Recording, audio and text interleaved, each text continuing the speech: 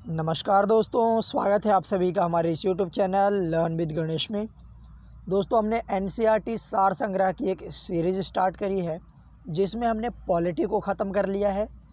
Modern history हमने शुरू किया था, जिसका आज मैं आप लोगों के लिए थर्ड लेक्चर यानी कि तीसरा वीडियो लेकर आया हूँ और ये आज मॉडर्न हिस्ट्री के ऊपर लास्ट वीडियो होगा। इसके बाद जो है दोस्तों, प्राचीन भारत यानी कि एंशंट हिस्ट्री स्टार्ट करेंगे और इसी तरीके से 2-3 वीडियो में एंशंट हिस्ट्री भी ख़त्म हो जाएगा। तो दोस्तों, अगर अभी तक आप हमारे चैनल पर नए हैं तो चैनल को सब्सक्राइब कर लीजिए और वीडियो को अपने दोस्तों तक शेयर करना मत भूलिए। दोस्तों, जो हमारा एक प्रयास है छोटा सा कि एनसीईआरटी सार संग्रह की बुक्स हर स्टूडेंट्स तक पहुंचाने का, उस मुहिम में आप शामिल हो सकते हैं। क्योंकि दोस्तों, ये बुक जो है बुक्स शॉप पर अभी अवेलेबल नहीं है। तो इसलिए इस वीडियो के माध्यम से मेरा प्रयास है कि बहुत सारे दोस्त जितने भी हैं जिनके पास ये बुक्स नहीं है, उन लोगों के पास ये बुक्स जो है वो पहुंच जाए, किसी तरीके से पीडीएफ पहुंच जाए। तो अभी तक अगर आप हमारे चैनल पर नए हैं तो चैनल को सब्सक्राइब करिए और अपने दोस्तों के साथ वीडियो को शेयर कीजिए। तो चलिए, आज हम आगे बात करते हैं और आज का जो हमारा पहला टॉपिक है वो है रॉलेट एक्ट और जलियांवाला बाग हत्याकांड। ब्रिटिश शासन द्वारा मार्च 1919 में लाए गए रॉलेट एक्ट का मुख्य उद्देश्य क्या था? तो इसका जो मुख्य उद्देश्य था, क्रांतिकारियों का दमन करना। नोट्स में दिया हुआ है, भारत में बढ़ रही क्रांतिकारी गतिविधियों के दमन के लिए सरकार ने वर्ष 1917 में न्यायाधीश सिडनी रॉलेट की अध्यक्षता में एक समिति की गठन की।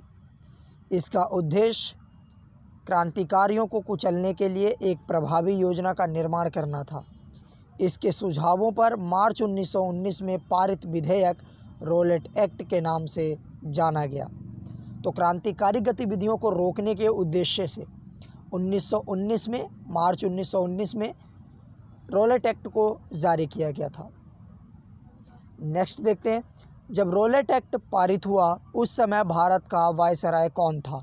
तो उस समय भारत का जो वायसराय था वो लॉर्ड चेम्सफोर्ड था।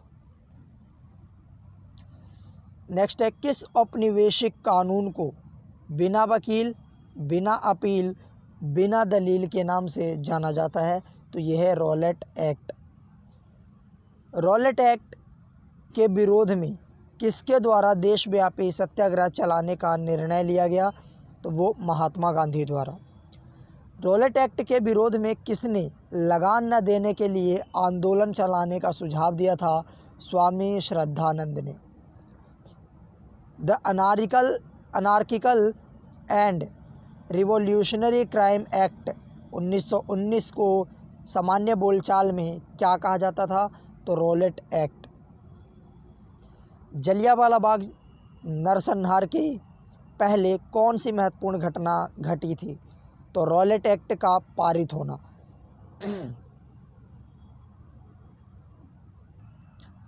पंजाब के अमृतसर शहर में जलियांवाला बाग हत्याकांड कब हुआ था? तो ये हुआ था 13 अप्रैल 1919 को।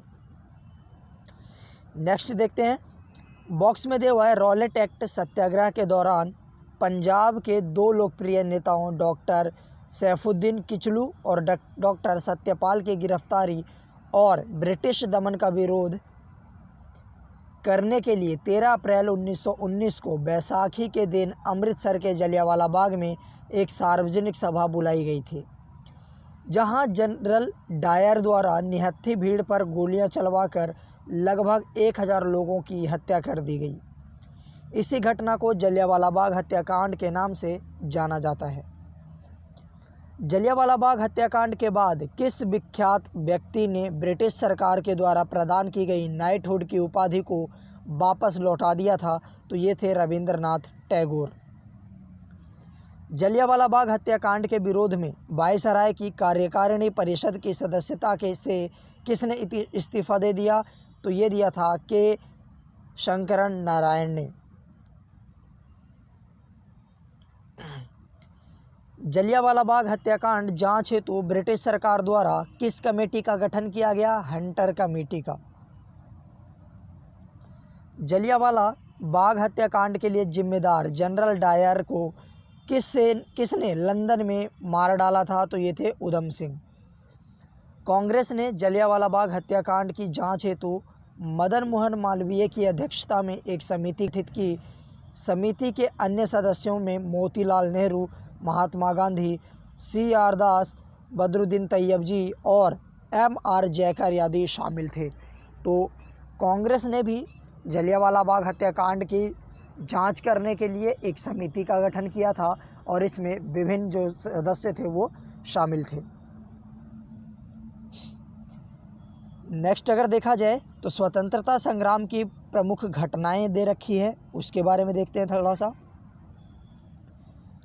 वर्ष 1885 इसमें जो है भारतीय राष्ट्रीय कांग्रेस की स्थापना हुई थी। 1905 बंगाल विभाजन के फलस्वरूप आरंभ हुई स्वदेशी आंदोलन का भारत के विभिन्न क्षेत्रों में प्रसार हुआ।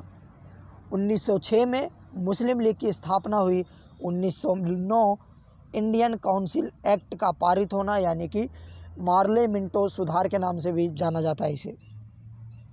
1912 बंगाल विभाजन रद्द व राजधानी दिल्ली स्थानांतरित। और 1909 गवर्नमेंट ऑफ इंडिया एक्ट, जिसके फलस्वरूप प्रथम विधानमंडल निर्वाचित हुआ। इसके बाद में 1929 भारतीय राष्ट्रीय कांग्रेस द्वारा स्वराज की मांग और पूर्ण स्वतंत्रता का आह्वान किया गया।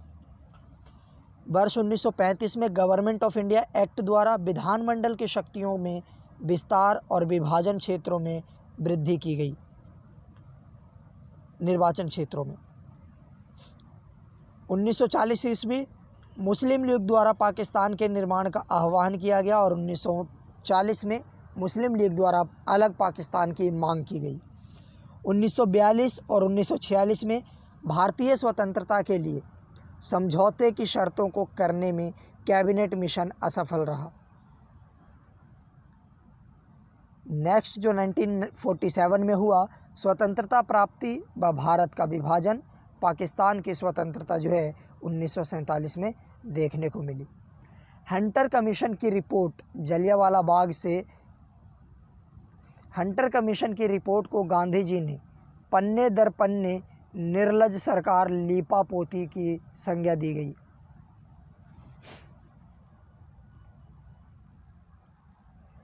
नेक्स्ट जो हमारा टॉपिक है दोस्तों वो है खिलाफत एवं असहयोग आंदोलन। दोस्तों अगर अभी तक आप हमारे चैनल पर नए हैं तो चैनल को सब्सक्राइब जरूर कर लें और वीडियो को शेयर आप जरूर कीजिएगा। चलिए आगे देखते हैं। भारत में चलाए गए खिलाफत आंदोलन का प्रमुख कारण क्या था? तो तुर्की में खलीफा पद को इंग्लैंड द्वारा समाप्त किया जाना। तो तुर्की में जो खलीफा का पद था मुसलमानों का, उस पद को इंग्लैंड के राजा द्वारा समाप्त कर दिया गया। इसी वजह से क्या चलाया गया? भारत में खिलाफत आंदोलन चलाया गया। वर्ष 1919 में दिल्ली में आयोजित अखिल भारतीय खिलाफत कमेटी की अध्यक्षता किसके द्वारा की गई? तो ये महात्मा गांधी द्वारा किया गया था। वर्ष 1920 में इलाहाबाद में आयोजित सम्मेलन के दौरान खिलाफत समिति के द्वारा गांधी जी को असहयोग आंदोलन प्रारंभ करने का अनुरोध किया गया था। नेक्स्ट है खिलाफत आंदोलन के प्रमुख नेता कौन थे? तो शौकत अली और मोहम्मद अली। नेक्स्ट है भारतीय राष्ट्रीय कांग्रेस ने पहला असहयोग आंदोलन किस वर्ष प्रारंभ किया? तो ये किया था 1920 में।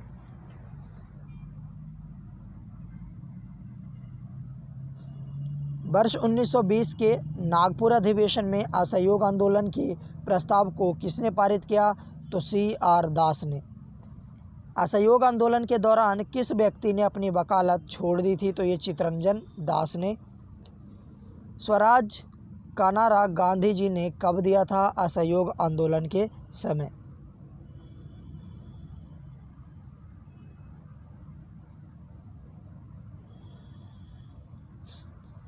असहयोग आंदोलन के दौरान महात्मा गांधी ने कैसर हिंद की उपाधि त्याग दी थी। वर्ष 1921-22 के असहयोग आंदोलन का मुख्य परिणाम क्या था? तो इसमें हिंदू मुस्लिम एकता जो है वो देखने को मिली। महात्मा गांधी द्वारा चलाया गया प्रथम जन आंदोलन कौन सा था? असहयोग आंदोलन। असहयोग आंदोलन के दौरान विदेशी वस्त्रों को जलाए जाने पर किसने महात्मा गांधी को लिखा कि यह निष्ठुर बर्बादी है? तो ये लिखा था रविंद्रनाथ टैगोर ने। एक्चुअली में रविंद्रनाथ टैगोर जो थे वो विदेशी वस्त्रों के बहिष्कार के पक्ष में नहीं थे और इनका मानना था कि इससे जो है हमारी वस्तुओं की बर्बादी होगी। बॉक्स में दे रखा है चौरी चौरा कांड 5 फरवरी 1922 को गोरखपुर जिले उत्तर प्रदेश में घटित हुई थी, जिसके कारण गांधी जी ने असहयोग आंदोलन वापस ले लिया था। चौरी चौरा की घटना के समय महात्मा गांधी कहाँ पर थे? तो ये थे बारदोली में। असहयोग आंदोलन कब समाप्त हुआ? तो ये वर्ष 1922 में। नेक्स्ट है असहयोग आंदोलन के दौरान मोतीलाल नेहरू, सी.आर. दास, राजगोपालाचारी, वल्लभ भाई पटेल, आशफ अली, टी. प्रकाशन व राजेंद्र प्रसाद जैसे प्रमुख वकीलों ने अपनी वकालत छोड़ दी थी।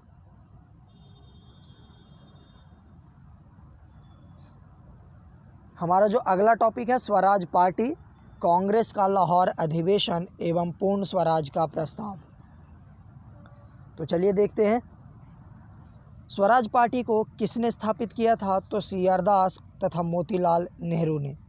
स्वराज पार्टी का गठन एक्चुअली में मार्च 1923 में किया गया था और सी.आर. दास इसके अध्यक्ष एवं मोतीलाल नेहरू इसके महासचिव चुने गए थे। स्वराज पार्टी के गठन के लिए किस कांग्रेस अध्यक्ष ने पद से त्यागपत्र दिया था? तो ये दिया था सी.आर. दास ने। देशबंधु के नाम से कौन प्रसिद्ध है? चित्तरंजन दास।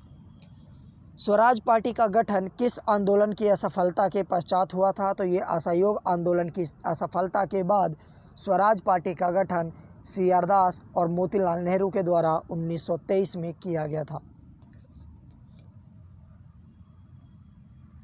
नवंबर 1924 में महात्मा गांधी, सी.आर. दास तथा मोतीलाल नेहरू के मध्य एक महत्वपूर्ण समझौता हुआ, जिसे किस नाम से जाना जाता है?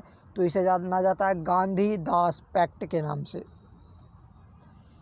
नीचे दे रखा है 17 नवंबर 1921 को प्रिंस ऑफ वेल्स के भारत आगमन पर संपूर्ण भारत में सार्वजनिक हड़ताल का आयोजन किया गया था।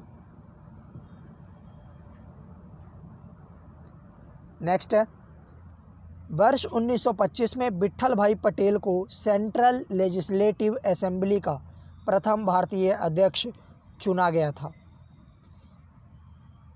दिसंबर 1929 में कांग्रेस के लाहौर अधिवेशन की अध्यक्षता किसके द्वारा की गई थी? तो ये किया गया था जवाहरलाल नेहरू के द्वारा। पूर्ण स्वराज का प्रस्ताव कांग्रेस के लाहौर अधिवेशन में किस वर्ष पारित किया गया था? वर्ष 1929 में। लाहौर अधिवेशन में 31 दिसंबर 1929 की मध्य रात्रि को रावी नदी के तट पर कांग्रेस के अध्यक्ष जवाहरलाल नेहरू ने भारतीय स्वतंत्रता का प्रतीक तिरंगा झंडा फहराया था। नेक्स्ट है कांग्रेस कार्य समिति द्वारा पूर्ण स्वाधीनता दिवस किस दिन मनाया गया? 26 जनवरी 1930 को। नेहरू रिपोर्ट के किस अधिवेशन में निरस्त घोषित कर दी गई? नेहरू रिपोर्ट कांग्रेस के किस अधिवेशन में निरस्त कर दी गई? तो ये लाहौर अधिवेशन 1929 में। नेक्स्ट जो हमारा टॉपिक है वो है साइमन कमीशन। तो चलिए देखते हैं। साइमन कमीशन, जिसको हम श्वेत कमीशन के नाम से भी जानते हैं, को किस वर्ष नियुक्त किया गया था? तो साइमन कमीशन को वर्ष 1927 में नियुक्त किया गया था। साइमन कमीशन का गठन क्यों किया गया था? तो भारत शासन अधिनियम जो 1919 में आया था उसकी समीक्षा हेतु साइमन कमीशन की नियुक्ति की गई थी। भारतीयों ने साइमन कमीशन का बहिष्कार क्यों किया था? क्योंकि इस कमीशन में एक भी भारतीय सदस्य शामिल नहीं था। साइमन कमीशन के विरोध में लाठीचार्ज हुआ और उस लाठीचार्ज में लाला लाजपत राय घायल हो गए और उसके बाद कुछ दिनों बाद लाला लाजपत राय की मृत्यु हो जाती है। पंजाब केसरी की उपाधि किसे प्रदान की गई? तो लाला लाजपत राय को पंजाब केसरी की उपाधि प्रदान की गई थी। साइमन कमीशन की नियुक्ति किसने की थी? तो साइमन कमीशन की नियुक्ति जो है बर्केंड हेड ने की थी। और साइमन कमीशन को किस अन्य नाम से जाना जाता है? तो ये मैंने बताया है, श्वेत कमीशन के नाम से। साइमन कमीशन का समर्थन किसने किया था? तो डॉक्टर भीमराव अंबेडकर ने साइमन कमीशन का समर्थन किया था। साइमन आयोग की नियुक्ति के समय किसके द्वारा भारतीयों के समक्ष सर्वसम्मति से संविधान बनाने की चुनौती रखी गई थी? तो ये वर्केन हेड के समक्ष। मोतीलाल नेहरू की अध्यक्षता वाली समिति ने अगस्त 1928 में अपनी रिपोर्ट प्रस्तुत की, जिसे नेहरू रिपोर्ट के नाम से जाना गया। इस रिपोर्ट में भारत के नए डोमेनियल संविधान का प्रारूप प्रस्तुत किया गया था। नेक्स्ट जो हमारा टॉपिक है वो है सविनय अवज्ञा आंदोलन। तो चलिए शुरू करते हैं। संविधान के किस अधिवेशन में कार्यकारी कमेटी को सविनय अवज्ञा प्रारंभ करने का अधिकार दिया गया था? तो लाहौर अधिवेशन में। महात्मा गांधी ने वर्ष 1930 में कहाँ से सविनय अवज्ञा आंदोलन की शुरुआत करी? तो ये दांडी यानी गुजरात से। नोट में दिया हुआ है, सविनय अवज्ञा आंदोलन के अंतर्गत गांधी ने 78 अनुयायियों के साथ 12 मार्च 1930 को साबरमती आश्रम से यात्रा प्रारंभ की तथा 6 अप्रैल 1930 को दांडी पहुंचकर यात्रा समाप्त की। इस यात्रा को दांडी मार्च के नाम से भी जाना जाता है। नमक सत्याग्रह के समय गांधी जी को गिरफ्तार हो जाने के बाद आंदोलन के नेता के रूप में उनका स्थान किसने लिया? तो ये लिया अब्बास तैयब जी ने। गांधी जी ने किस विदेशी पत्रकार को दांडी मार्च के समय अपने साबरमती आश्रम में ठहराया था? तो ये थे वेब मिलर। महात्मा गांधी धरासना नामक गोदाम पर कांग्रेस कार्यकर्ताओं के धावे के समय किस स्थान पर थे? तो ये थे यरवदा जेल में। खान अब्दुल गफ्फार खान ने लाल कुर्ती आंदोलन प्रारंभ किया था, जिसका मुख्य उद्देश्य अंग्रेज़ों को भारत से बाहर निकालना था। और खान अब्दुल गफ्फार खान को सीमांत गांधी के नाम से भी जाना जाता है। वर्ष 1930 में स्वाधीनता दिवस मनाने के पश्चात गांधी जी के नेतृत्व में सविनय अवज्ञा आंदोलन का प्रारंभ किया गया था।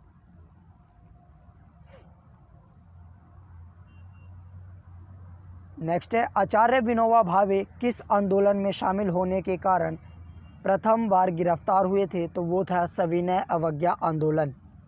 गांधी जी ने सविनय अवज्ञा आंदोलन की असफलता के बाद रचनात्मक कार्यक्रमों को अत्यधिक महत्व दिया। किस आंदोलन के दौरान गढ़वाल रेजिमेंट के सैनिकों ने प्रदर्शनकारियों पर गोली चलाने से इनकार कर दिया था? तो ये था सविनय अवज्ञा आंदोलन के दौरान। वर्ष 1930 में अंग्रेज सरकार के विरुद्ध प्रसिद्ध पेशावर कांड का नायक कौन था? तो ये वीरचंद्र सिंह गढ़वाली थे। तमिलनाडु में चक्रवर्ती गोपालाचारी ने दांडी यात्रा की तरह त्रिचनापल्ली से वंदे रामायण तक की यात्रा की थी, वेद रामायण तक। जिया तरंग आंदोलन कहाँ प्रारंभ हुआ था? तो ये हुआ था नागालैंड में। प्रभावती देवी किस क्षेत्र की स्वतंत्रता संग्राम सेनानी थी? तो ये थी चंपारण, बिहार की। बेगूसराय के चौकीदारी टैक्स के विरुद्ध आंदोलन किस एक आंदोलन का भाग था? तो ये था सविनय अवज्ञा आंदोलन का एक पार्ट था। नेक्स्ट जो हमारा टॉपिक है वो है गांधी इरविन समझौता एवं गोलमेज सम्मेलन। दोस्तों 3 गोलमेज सम्मेलन होते हैं और 3 गोलमेज सम्मेलन जो है उसमें से जो दूसरा गोलमेज सम्मेलन था उसमें गांधी जी शामिल हुए थे। ठीक है, तो चलिए इसको हम देखते हैं। गांधी इरविन समझौता कब हुआ था? तो ये हुआ था 5 मार्च 1931 को। गांधी इरविन समझौते में किस आंदोलन का स्थगन किया जाना प्रस्तावित था? तो ये था सविनय अवज्ञा आंदोलन। भारतीय राष्ट्रीय कांग्रेस के प्रतिनिधि किस गोलमेज सम्मेलन में शामिल हुए थे? तो ये द्वितीय गोलमेज सम्मेलन में। और गांधी जी ने कांग्रेस का नेतृत्व किया था। द्वितीय गोलमेज सम्मेलन में भाग लेने के लिए महात्मा गांधी बम्बई से लंदन SS राजपुताना नामक जलयान से गए थे। वे लंदन में के किंग्सले हॉल में ठहरे हुए थे। द्वितीय गोलमेज सम्मेलन में कांग्रेस का प्रतिनिधित्व किसने किया था? तो ये महात्मा गांधी ने। और मात्र एक गोलमेज सम्मेलन में जो है कांग्रेस ने भाग लिया था और उसमें जो है गांधी ने उनका नेतृत्व किया था।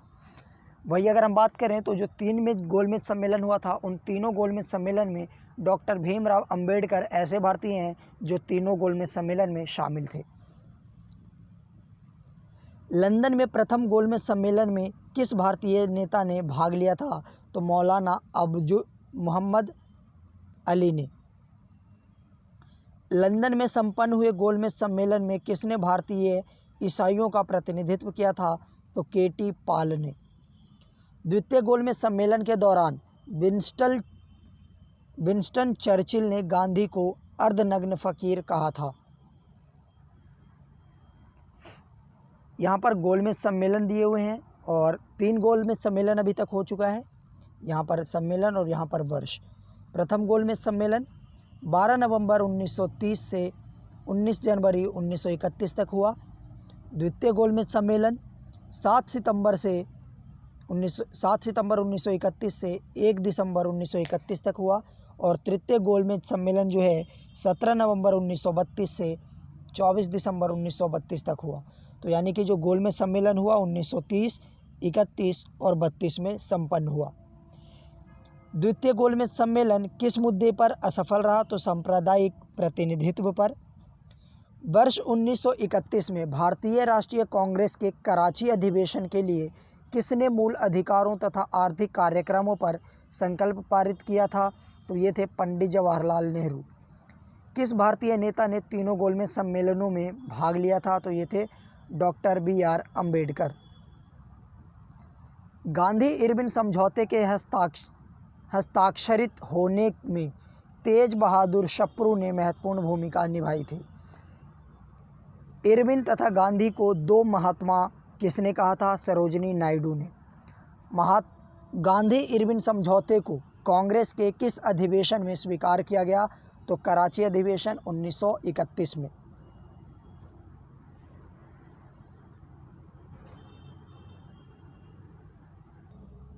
चलिए स्टार्ट करते हैं। अगला जो है हमारा सांप्रदायिक पंचाट एवं पूना पैक्ट। सांप्रदायिक पंचाट की घोषणा किसने की थी? तो रैमजे मैकडोनाल्ड ने, जो तत्कालीन ब्रिटिश प्रधानमंत्री थे। हरिजन यानी हरिजनों के लिए अगस्त 1932 में रैमजे मैकडोनाल्ड ने सांप्रदायिक पंचाट के द्वारा पहली बार एक पृथक निर्वाचक मंडल का निर्माण किया था। महात्मा गांधी ने ये जो सांप्रदायिक पंचाट का निर्माण किया गया उसका विरोध किया और उस टाइम पर आमरण अनशन शुरू कर दिया। इसी आमरण अनशन को तोड़ने के लिए गांधी जी और अंबेडकर द्वारा एक समझौता हुआ पूना में, जिसे पूना पैक्ट के नाम से जाना जाता है। 1932 में ये समझौता हुआ था और उसके बाद में ये जो सांप्रदायिक पंचाट है उसको समाप्त किया गया। तो महात्मा गांधी ने अपना पहला आमरण अनशन कब प्रारंभ किया था? तो ये सांप्रदायिक पंचाट के समय। पूना पैक्ट किस वर्ग से संबंधित था? तो ये दलित वर्गों से। डॉक्टर BR अम्बेडकर व गांधी के मध्य कौन सा समझौता हुआ था? तो पूना समझौता, जिसे पूना पैक्ट के नाम से जानते हैं, 1932 में। दलित वर्गों का संघ किसने स्थापित किया था? डॉक्टर BR अम्बेडकर ने। यहाँ पर दे रखा है विंस्टन चर्चिल सहित अनेक ब्रिटिश नेताओं ने गांधी इरविन समझौते का विरोध किया था। सांप्रदायिक अवार्ड एवं पूना पैक्ट में दलित वर्ग के लिए कितने सीटें दी गई थी? तो क्रमशः 71 एवं 148। सांप्रदायिक अवार्ड यानी जो कम्युनल अवार्ड था उसमें 71 सीटें, लेकिन जो पूना पैक्ट हुआ गांधी और उनके बीच में तो 148 सीटें का आरक्षण उनके लिए कर दिया गया। महात्मा गांधी क्षणिक भूत की भांति धूल उठाते हैं लेकिन स्थिर नहीं, यह कथन किसका था? तो डॉक्टर भीमराव अंबेडकर का। वर्ष 1932 में पूना पैक्ट के बाद महात्मा गांधी ने ऑल इंडिया अनटचेबिलिटी लीग की स्थापना की। बाद में उसका नाम बदलकर हरिजन सेवक संघ कर दिया गया। इसके प्रथम अध्यक्ष घनश्याम दास बिड़ला थे। पूना समझौते के बाद गांधी जी ने दलितों के उत्थान के लिए किस संस्था की स्थापना की? तो हरिजन सेवक संघ की। वर्ष 1936 में इंडिपेंडेंट लेबर पार्टी का गठन किसके द्वारा किया गया? BR अम्बेडकर के द्वारा। दलित समुदायों को सर्वप्रथम हरिजन शब्द से किसने संबोधित किया? तो ये महात्मा गांधी ने। हमारा जो नेक्स्ट टॉपिक है, प्रांतीय चुनाव और मंत्रिमंडल का गठन। कांग्रेस समाजवादी पार्टी एवं त्रिपुरी अधिवेशन। दोस्तों, इस वीडियो को उम्मीद करता हूँ आप लोग शेयर कर रहे होंगे। साथ ही साथ में अगर PDF चाहिए आपको, तो PDF के लिए आप टेलीग्राम चैनल पर हमारे जुड़ सकते हैं, जिसका नाम है @NCERT सार संग्रह। तो टेलीग्राम चैनल पर आप जुड़ सकते हैं। वीडियो के डिस्क्रिप्शन में जो है आपको टेलीग्राम का लिंक आपको दे दिया जाएगा। तो चलिए शुरू करते हैं। किस अधिनियम के द्वारा भारत में प्रांतीय चुनाव करवाने का प्रावधान किया गया था? तो भारत शासन अधिनियम 1935 के द्वारा। भारत शासन अधिनियम 1935 के अंतर्गत भारत में प्रांतीय चुनाव किस वर्ष संपन्न किया गया? वर्ष 1937 में। वर्ष 1937 के चुनावों में कांग्रेस द्वारा बहुमत प्राप्त प्रांतों की संख्या कितनी थी? तो 5 ऐसे प्रांत थे जहां पर कांग्रेस को बहुमत प्राप्त हुआ था। कांग्रेस ने 11 प्रांतों में से 8 प्रांतों में सरकार बनाई। पंजाब में मुस्लिम लीग तथा यूनियनिस्ट पार्टी ने तथा बंगाल में कृषक प्रजा पार्टी ने तथा मुस्लिम लीग ने मिलकर संयुक्त सरकार का गठन किया था। 1937 में प्रांतीय चुनाव के बाद कांग्रेस ने कुल कितने समय तक शासन किया? 28 महीने तक। वर्ष 1938 में भारतीय राष्ट्रीय कांग्रेस के हरिपुरा यानी गुजरात अधिवेशन की अध्यक्षता किसने की थी? सुभाष चंद्र बोस ने। भारतीय राष्ट्रीय कांग्रेस के किस अधिवेशन में हुए कांग्रेस अध्यक्ष के चुनाव में सुभाष चंद्र बोस ने पट्टाभी सीतारामैया को पराजित किया था? तो ये त्रिपुरी अधिवेशन 1939 में। सुभाष चंद्र बोस के त्यागपत्र के पश्चात भारतीय राष्ट्रीय कांग्रेस का अध्यक्ष कौन बना? तो डॉक्टर राजेंद्र प्रसाद। कांग्रेस छोड़ने के पश्चात सुभाष चंद्र बोस ने 1939 में किस दल का गठन किया? तो ये फॉरवर्ड ब्लॉक, इसकी स्थापना इन्होंने की थी। लॉर्ड लिथगो ने द्वितीय विश्व युद्ध में कांग्रेस का सहयोग प्राप्त करने के लिए उनके समक्ष एक प्रस्ताव रखा, जिसे अगस्त प्रस्ताव का नाम दिया गया था। क्रांतिकारी समाजवादी पार्टी, इसके संस्थापकों की अगर हम बात करें तो इसके संस्थापक योगेश चंद्र चटर्जी थे। स्थापना जो है 19 मार्च 1940 में बंगाल में किया गया। इसका उद्देश्य अंग्रेज़ों को शक्ति द्वारा भारत से बाहर निकालकर देश में समाजवाद की स्थापना करना। इस पार्टी ने त्रिपुरी कांग्रेस अधिवेशन में सुभाष चंद्र बोस का समर्थन किया तथा भारत छोड़ो आंदोलन का स्वागत किया था। वहीं अगर हम बात करें वर्ष 1937 में के प्रांतीय चुनावों में कुल 1585 सीटों में से कांग्रेस को 707 सीटें प्राप्त हुई थी।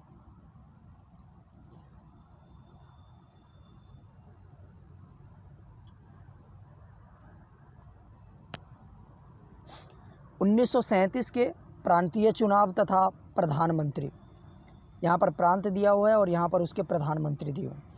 1937 का जब चुनाव हुआ तो असम प्रांत के प्रधानमंत्री जो है मोहम्मद सादुल्ला बने, बिहार के श्री कृष्ण सिन्हा, बंगाल के फजलुल हक और उड़ीसा के जो प्रधानमंत्री बने वो थे BN दास। उत्तर पश्चिमी प्रांत डॉक्टर खान साहब बने। संयुक्त प्रांत के जो प्रधानमंत्री बने वो गोविंद बल्लभ पंत थे। मध्य प्रांत के NB खरे, बम्बई के BJ खरे, मद्रास के C राजगोपालाचारी, सिंध के अल्लाह बख्श और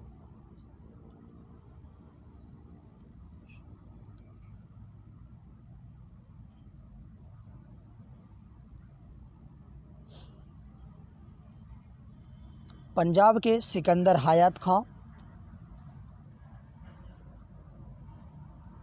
वर्ष 1934 में पटना में अखिल भारतीय कांग्रेस समाज पार्टी का संयोजक कौन था? तो ये थे JP नारायण, जिनको जयप्रकाश नारायण के नाम से जानते हैं। बिहार सोशलिस्ट पार्टी के संस्थापक जयप्रकाश नारायण थे, जिन्हें लोकमान्य के नाम से जाना जाता है।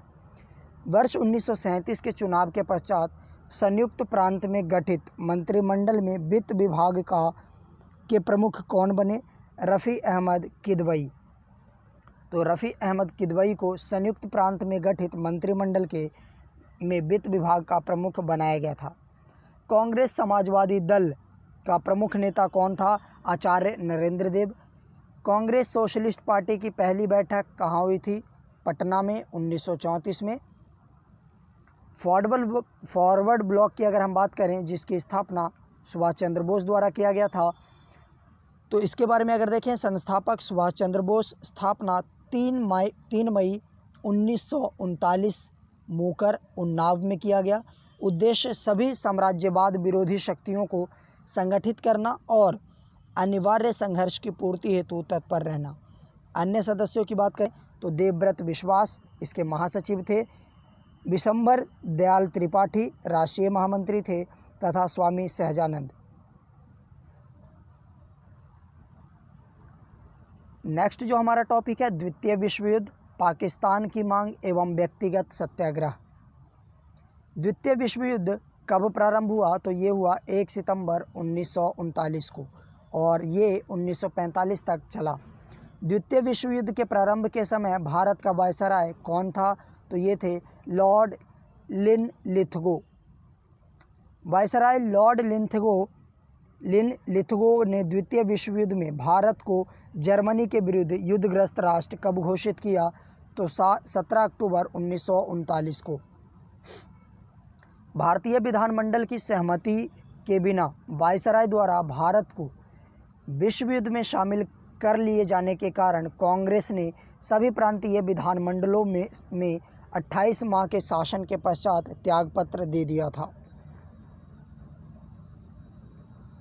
कांग्रेस के विधानमंडल से इस्तीफा दिए जाने के कारण मुस्लिम लीग द्वारा मुक्ति दिवस अथवा धन्यवाद दिवस कब मनाया गया?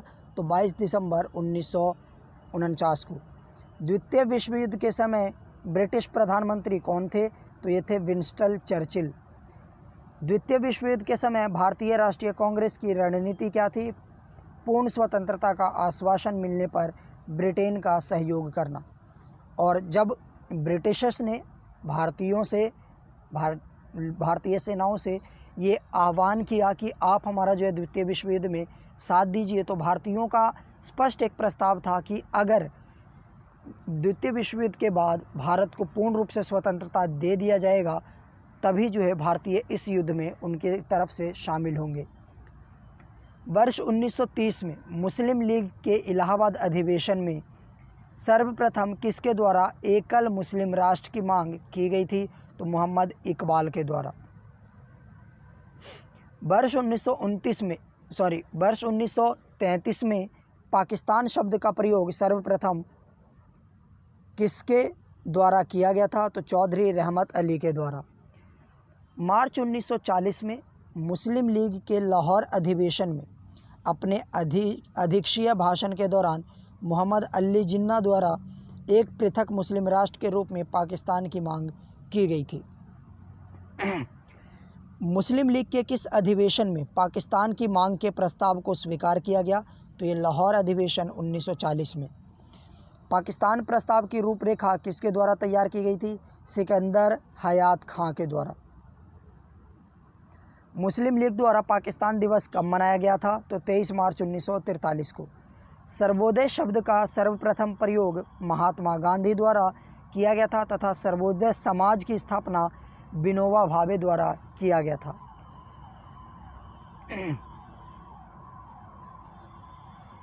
ब्रिटेन द्वारा अगस्त प्रस्ताव कब प्रस्तुत किया गया? तो 8 अगस्त 1940 को। कांग्रेस का सहयोग प्राप्त करने के उद्देश्य से वायसराय लिनलिथगो के द्वारा 8 अगस्त 1940 को एक प्रस्ताव प्रस्तुत किया गया, जिसे अगस्त प्रस्ताव के नाम से जाना जाता है। इस प्रस्ताव को कांग्रेस द्वारा अस्वीकार कर दिया गया था। व्यक्तिगत सत्याग्रह का प्रारंभ कब किया गया था? तो ये किया गया था 17 अक्टूबर 1940 को। व्यक्तिगत सत्याग्रह के प्रारंभ किए जाने का मूल उद्देश्य क्या था? तो अगस्त प्रस्ताव तथा भारत को द्वितीय विश्व युद्ध में शामिल किए जाने का विरोध करना। व्यक्तिगत सत्याग्रह आंदोलन के प्रणेता कौन थे? तो महात्मा गांधी। महात्मा गांधी द्वारा व्यक्तिगत सत्याग्रह आंदोलन के लिए प्रथम सत्याग्रही किसे चुना गया? विनोबा भावे को। महात्मा गांधी द्वारा व्यक्तिगत सत्याग्रह आंदोलन के लिए द्वितीय सत्याग्रही किसे चुना गया था? तो जवाहरलाल नेहरू को। नेहरू एक राष्ट्रभक्त हैं, जबकि जिन्ना एक राजनीतिज्ञ हैं। यह कथन किसका है? तो मोहम्मद इकबाल का। दोस्तों, यहाँ पर महत्वपूर्ण घटनाक्रम एवं उससे संबंधित गवर्नर जनरल के बारे में दिया हुआ है। यहाँ पर घटना जो है वो दिया हुआ है, यहाँ पर उससे संबंधित गवर्नर जनरल दिया हुआ है। साइमन कमीशन, तो लॉर्ड इरविन जो है इस समय गवर्नर जनरल थे। सांप्रदायिक पंचाट, तो इस टाइम पर लॉर्ड वेलिंगटन जो है वो गवर्नर जनरल थे। अगस्त प्रस्ताव लिनलिथगो द्वारा ये प्रस्तुत किया गया। क्रिप्स मिशन जो है ये भी लिनलिथगो द्वारा प्रस्तुत किया गया था। बेबल योजना लॉर्ड बेबल द्वारा। कैबिनेट मिशन लॉर्ड बेबल द्वारा। और माउंटेन योजना लॉर्ड माउंटबेटन। और बाल्कन प्लान ये भी लॉर्ड माउंटबेटन द्वारा प्रस्तुत किया गया था।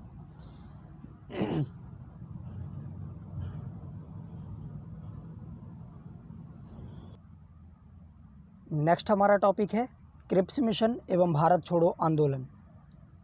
तो दोस्तों, वीडियो को शेयर ज़रूर करते रहिएगा, और आप अगर हमारे टेलीग्राम चैनल से जुड़ना चाहते हैं तो उसके लिए जो है @NCERT सार संग्रह आप टेलीग्राम पर जाकर सर्च कीजिएगा, आपको ग्रुप मिल जाएगा और वहाँ से आप जाके ज्वाइन कर सकते हैं, या फिर वीडियो के डिस्क्रिप्शन में जो है आपको लिंक दे दिया जाएगा, वहाँ से आप ज्वाइन हो सकते हैं।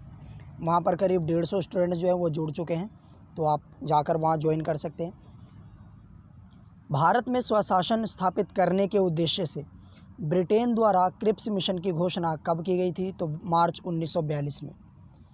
बॉक्स में दे रखा है, द्वितीय विश्व युद्ध में जापान की बढ़ती हुई शक्ति को देखते हुए अंतर्राष्ट्रीय समुदाय विशेषकर अमेरिका, चीन और ऑस्ट्रेलिया ने ब्रिटेन पर भारत को स्वतंत्र करने के लिए दबाव बढ़ाया।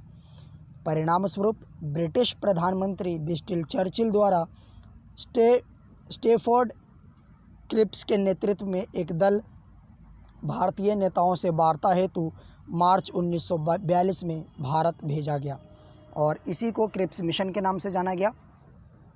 क्रिप्स मिशन के प्रमुख अगर प्रावधानों की बात करें तो यहाँ पर देख लेते हैं। युद्ध के बाद भारत को डोमेनियल राज्य का दर्जा दे दिया जाएगा। इसके प्रमुख प्रावधान क्या कहते हैं क्रिप्स मिशन का? ये कहा गया कि जो द्वितीय विश्व युद्ध है, द्वितीय विश्व युद्ध के बाद भारत को डोमेनियन स्टेट का दर्जा दे दिया जाएगा।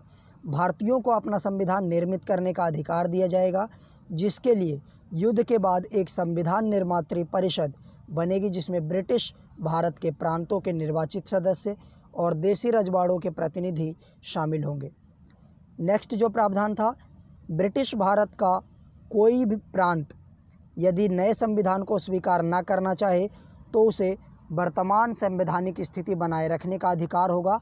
नए संविधान को न स्वीकार करने वाले प्रांतों को अपना अलग संविधान बनाने की आज्ञा होगी। नेक्स्ट जो प्रावधान किया गया था क्रिप्स मिशन में, युद्ध के दौरान ब्रिटिश वायसराय की एक नई कार्यकारिणी परिषद का गठन किया जाएगा, जिसमें भारतीय जनता के प्रमुख वर्गों के प्रतिनिधि शामिल होंगे, परंतु रक्षा मंत्रालय ब्रिटिश नेतृत्व के पास होगा।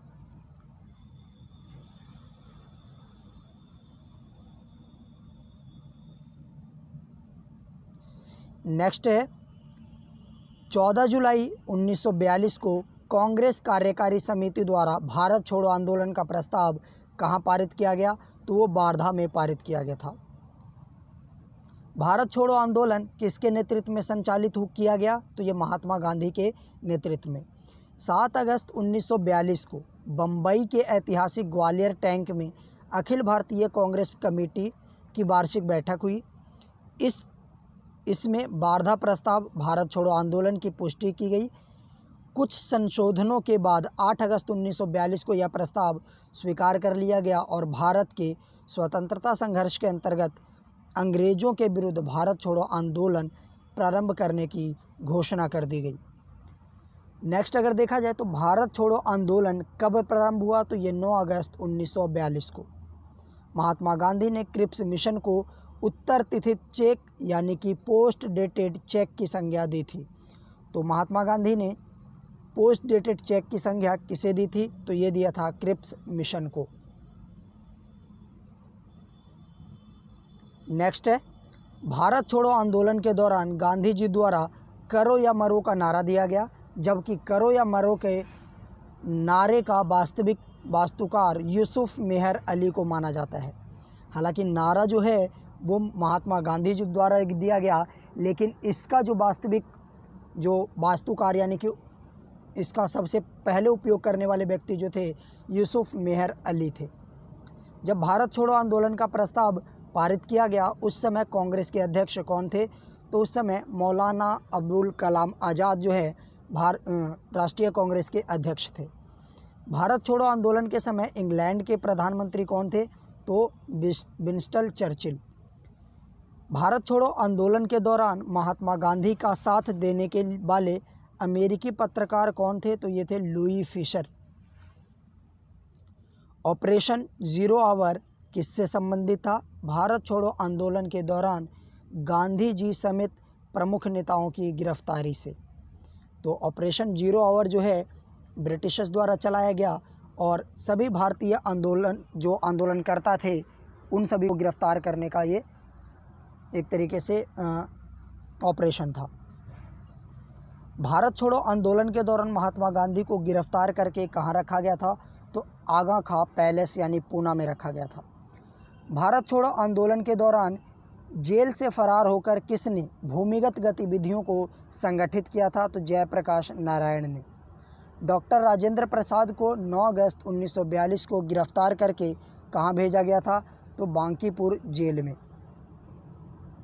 भारत छोड़ो आंदोलन के दौरान उषा मेहता, राम मनोहर लोहिया, अरुणा आशफ अली, जयप्रकाश नारायण आदि ने प्रमुख शीर्ष नेताओं के गिरफ्तार हो जाने के बाद नियमित रूप से रेडियो के माध्यम से आंदोलन का नेतृत्व किया था। तो यहाँ पर ध्यान रखना होगा कि भारत छोड़ो आंदोलन में के बाद जितने भी प्रमुख नेता थे उनको गिरफ्तार कर लिया गया, लेकिन उस गिरफ्तारी के बाद कुछ नेता जो थे उन्होंने आंदोलन जारी रखने के लिए गुप्त रूप से क्या करा? रेडियो के माध्यम से आंदोलन को जारी रखा और आंदोलन का नेतृत्व किया। भारत छोड़ो आंदोलन के दौरान बलिया में किसके द्वारा समांतर सरकार की स्थापना की गई? तो ये था चित्तू पांडे के द्वारा।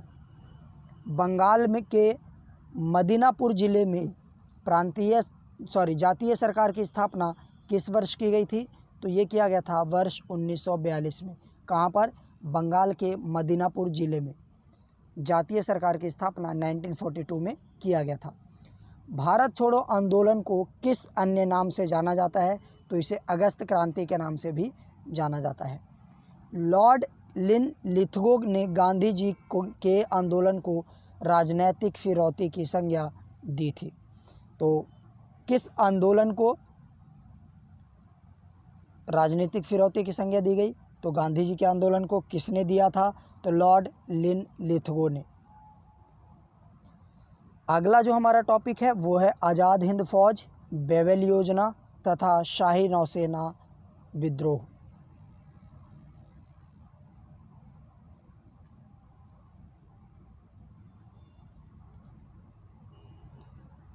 चलिए, आज़ाद हिंद फौज का गठन किस वर्ष किया गया था? तो वर्ष 1942 में। आज़ाद हिंद फौज का विचार सर्वप्रथम किसने सुझाया था? तो मोहन सिंह ने। जुलाई 1943 में रास बिहारी बोस ने आज़ाद हिंद फौज की कमान किसे सौंपी थी? सुभाष चंद्र बोस को। नेताजी सुभाष चंद्र बोस ने स्वतंत्र भारत की अस्थायी सेना का गठन कहाँ पर किया था? तो ये सिंगापुर में किया था। सुभाष चंद्र बोस ने रानी झांसी रेजिमेंट के नाम से एक महिला रेजिमेंट का गठन किया था। आज़ाद हिंद फौज के 3 अन्य ब्रिगेडियरों को के नाम क्रमशः सुभाष ब्रिगेड नेहरू ब्रिगेड और गांधी ब्रिगेड रखे गए थे। तो आज़ाद हिंद फौज के जो 3 अन्य ब्रिगेड थे, उन तीनों ब्रिगेड का नाम क्या क्या था? तो एक का नाम था सुभाष ब्रिगेड, दूसरा नेहरू ब्रिगेड, तीसरा गांधी ब्रिगेड। किस देश के द्वारा सुभाष चंद्र बोस को अंडमान एवं निकोबार द्वीप सौंपा गया था? तो ये जापान के द्वारा। सुभाष चंद्र बोस द्वारा अंडमान तथा निकोबार का नया नामकरण क्या किया गया था? तो इसका किया गया क्रमशः शहीद द्वीप एवं स्वराज द्वीप। 6 जुलाई 1944 को आज़ाद हिंद फौज के रेडियो के एक प्रसारण में महात्मा गांधी को संबोधित करते हुए बोस ने कहा था, भारत की स्वतंत्रता के लिए अंतिम युद्ध प्रारंभ हो चुका है। राष्ट्रपिता, भारतीय स्वतंत्रता के इस पवित्र युद्ध में हमें आपका आशीर्वाद चाहिए।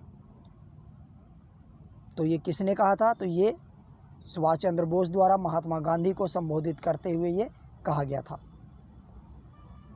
भारतीय स्वतंत्रता संघर्ष के दौरान किसने द फ्री इंडियन लीजन नामक सेना बनाई थी? तो सुभाष चंद्र बोस ने। दिल्ली चलो, जय हिंद तथा तुम मुझे खून दो मैं तुम्हें आज़ादी दूंगा का नारा किसके द्वारा दिया गया? तो नेताजी सुभाष चंद्र बोस के द्वारा। सुभाष चंद्र बोस को देश नायक की उपाधि किसके द्वारा दिया गया था? तो ये दिया गया था रविंद्रनाथ टैगोर के द्वारा। महात्मा गांधी जी द्वारा सुभाष चंद्र बोस को देशभक्तों का देशभक्त की उपाधि दी गई थी। वर्ष 1945 सरकार के प्रति निष्ठा न रखने के आरोप में किसके ऊपर लाल किला मुकदमा चलाया गया था? तो आज़ाद हिंद फौज के ऊपर। 26 जनवरी 1950 को भारत का संविधान लागू हुआ और इसी के साथ भारत एक गणतंत्र राष्ट्र बन गया था। नेक्स्ट अगर देखें,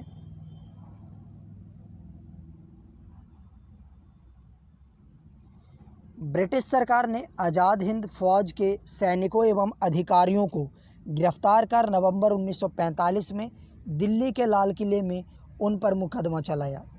इसमें 3 अभियुक्तों प्रेम सहगल, गुरुबख्श सिंह ढिल्लो एवं शाहनवाज खां को फांसी की सज़ा तथा रशीद अली को 7 वर्ष का कारावास का दंड निर्धारित किया गया, परंतु बाद में जनता के भारी विरोध के कारण उन्हें दोष मुक्त कर दिया गया। किस वायसराय के द्वारा आज़ाद हिंद फौज के अभियुक्तों को क्षमा कर दिया गया? तो लॉर्ड बेबल के द्वारा। वर्ष 1944 में CR फॉर्मूला किसके द्वारा प्रस्तुत किया गया था? तो C राजगोपालाचारी के द्वारा। भारतीय राजनीति गतिरोधों को दूर करने के लिए बेबल योजना कब प्रस्तुत की गई थी? तो ये 14 जून 1945 को प्रस्तुत किया गया था। बेबल योजना पर विचार करने के लिए आयोजित शिमला सम्मेलन में कांग्रेस की ओर से किसने प्रतिनिधित्व किया था? तो मौलाना अबुल कलाम आज़ाद ने।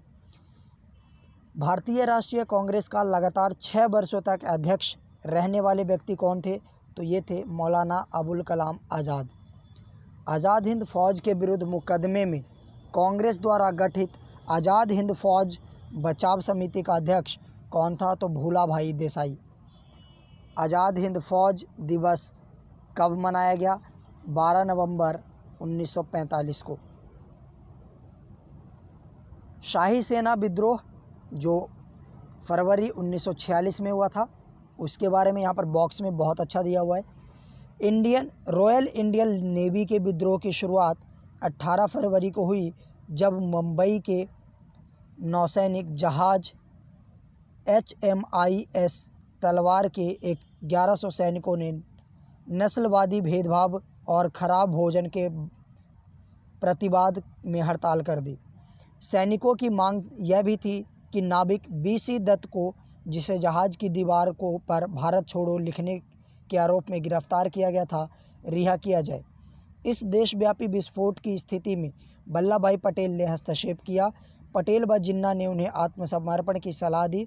विद्रोहियों ने आत्मसमर्पण कहते हुए कहा, हम भारत के सामने आत्मसमर्पण कर रहे हैं, ब्रिटेन के सामने नहीं।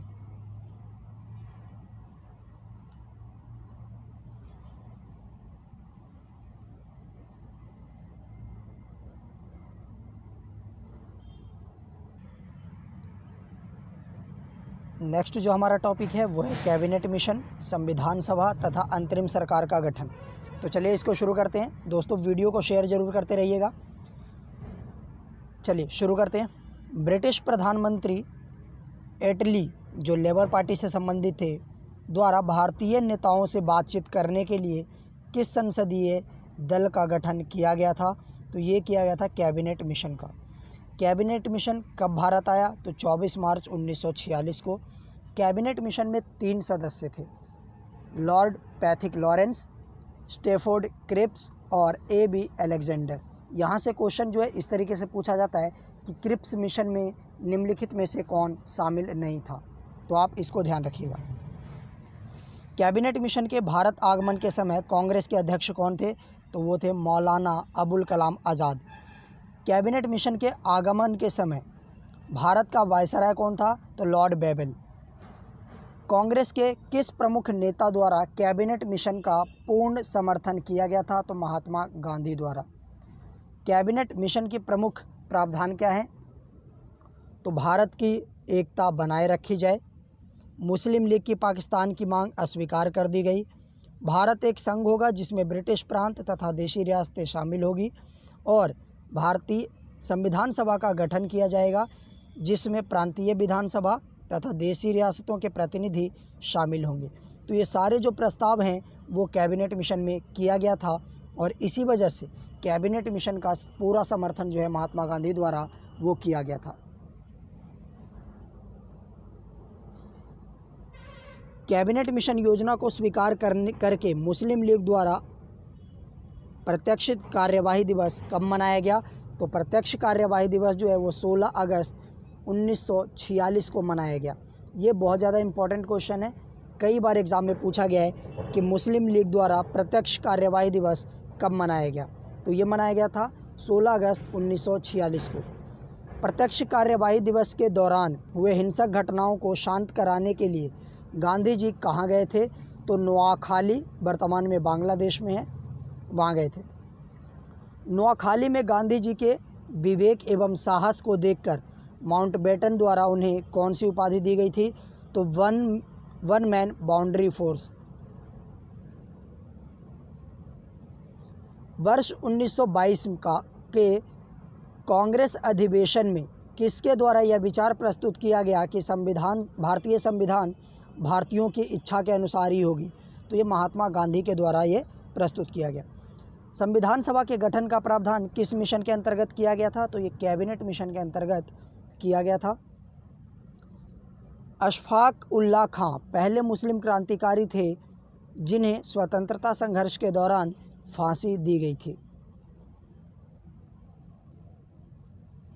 नेक्स्ट है, कैबिनेट मिशन योजना के अनुसार जुलाई 1946 में संविधान सभा के चुनाव हुए थे, जिनमें प्रांतों के लिए 296 सदस्यों के लिए ही चुनाव हुआ था, और कांग्रेस के 208, मुस्लिम लीग के 73 तथा 15 अन्य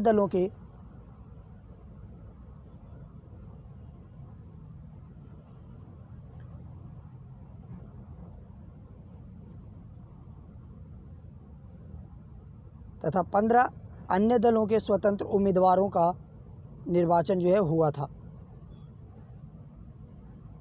संविधान सभा का पहला सत्र कब आयोजित किया गया? तो संविधान सभा का पहला जो अधिवेशन हुआ वो 9 दिसंबर 1946 को हुआ था। 9 दिसंबर 1946 को संविधान सभा किसे अस्थायी अध्यक्ष चुना गया था?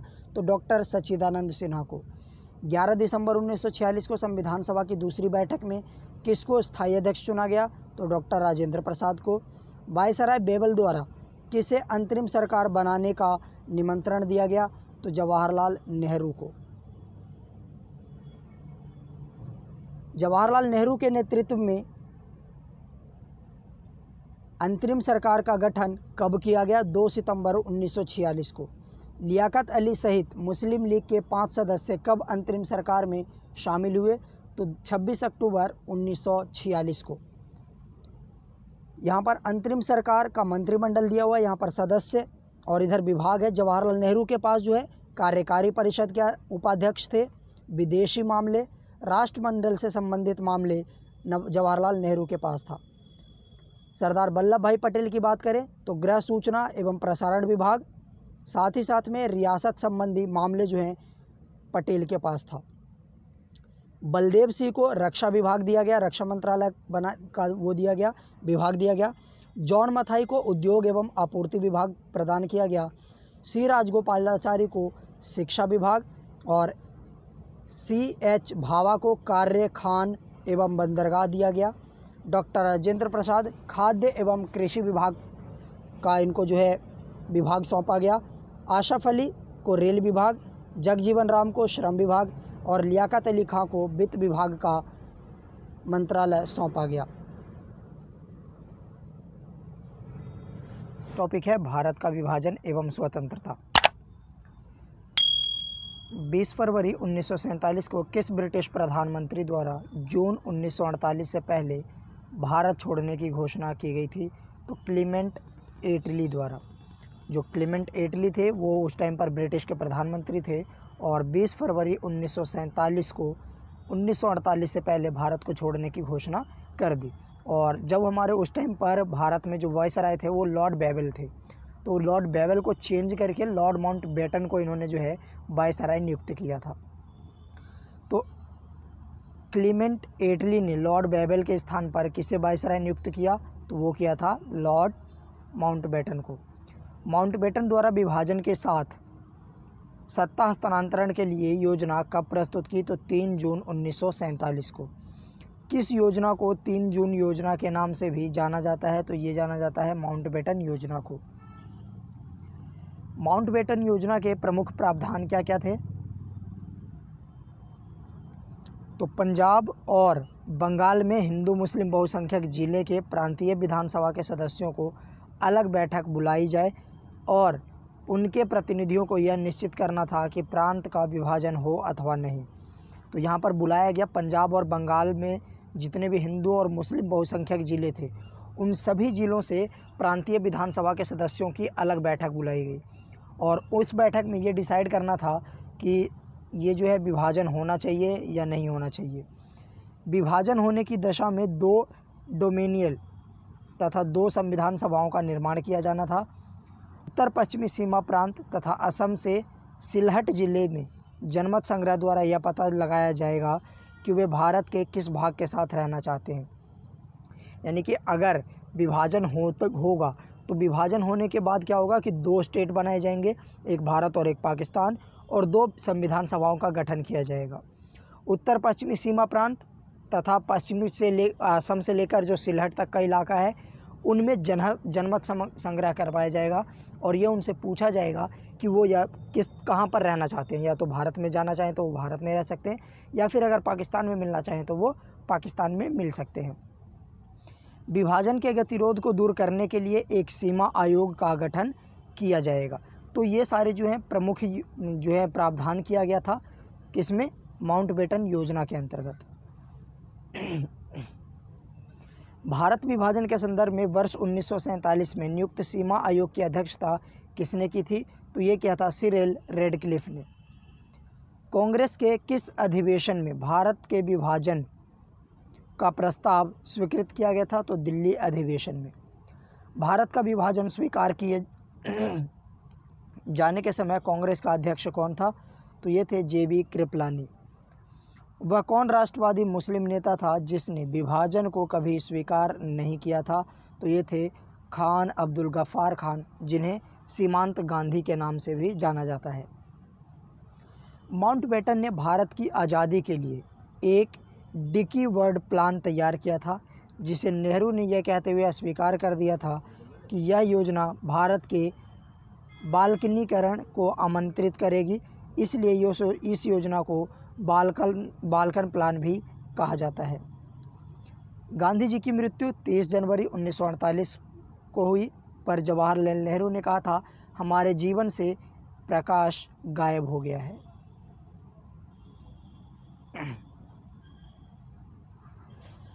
नेक्स्ट है, ब्रिटिश संसद द्वारा 18 जुलाई 1947 को किस नाम से माउंटबेटन योजना को स्वीकृति प्रदान की गई? तो भारतीय स्वतंत्रता अधिनियम 1947 के नाम से जो लॉर्ड माउंटबेटन योजना था उसको स्वीकृति दी गई। भारतीय स्वतंत्रता अधिनियम 1947 के प्रमुख प्रावधान क्या क्या था? तो 15 अगस्त 1947 से भारत और पाकिस्तान नाम 2 भागों में बांट दिया जाएगा, ये एक प्रावधान किया गया। दूसरा प्रावधान क्या किया गया कि प्रत्येक अधिराज्य में एक गवर्नर जनरल होगा और जिसकी नियुक्ति इंग्लैंड का सम्राट करेगा। नए संविधान का निर्माण होने तक दोनों राज्यों का प्रशासन भारत शासन अधिनियम 1935 के अनुसार चलाया जाएगा। भारतीय रजवाड़ों को स्वतंत्र रहने का विकल्प नहीं दिया जा सकता, उन्हें या तो भारत में रहना होगा या पाकिस्तान में।